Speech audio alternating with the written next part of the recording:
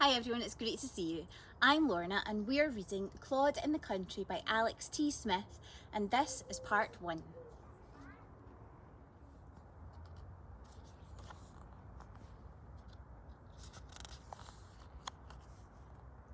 Have you met Claude? Here he is now. Hello, Claude. Hello. Claude. Berry. Dashing jumper. Claude is a dog. Claude is a small dog. Claude is a small plump dog who wears a berry and a very dashing jumper. He lives in a house with his owners, Mr. and Mrs. Shiny Shoes, and his best friend, Sir Bobbly Sock. Sir Bobbly Sock is both a sock and quite bobbly.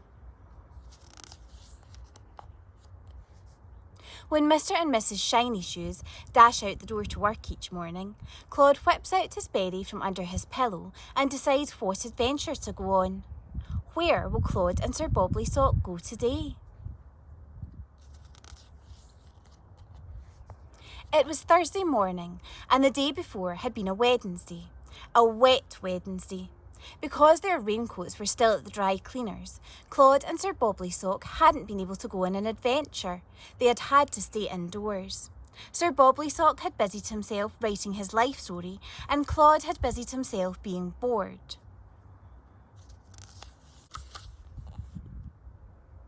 First, he had thrown himself down on the carpet and pretended to be poorly until Sir Bobbly Sock looked at him and gave him some attention.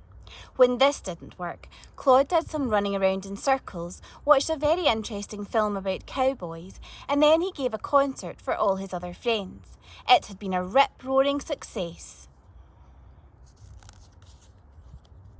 Clang, clang, clang. Mr. Smelly Sock, Dr. Chewed Squeaky Bone, Dame Nibbled Slipper, and Keith. But now it was Thursday and the sun was out. Claude needed some fresh air.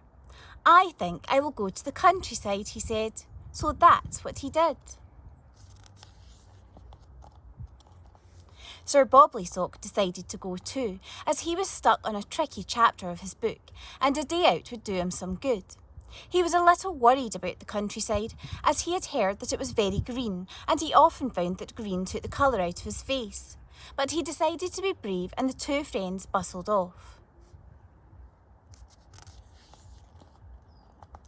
It didn't take them long to find the countryside.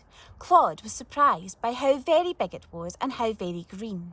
Sir Bobbly Sock decided that he rather liked it too, after all. There was plenty to see. Claude looked at the grass.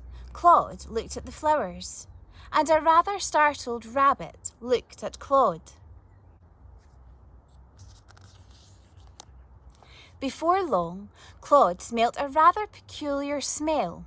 Whilst it wasn't a horrible smell, it certainly was rather whiffy.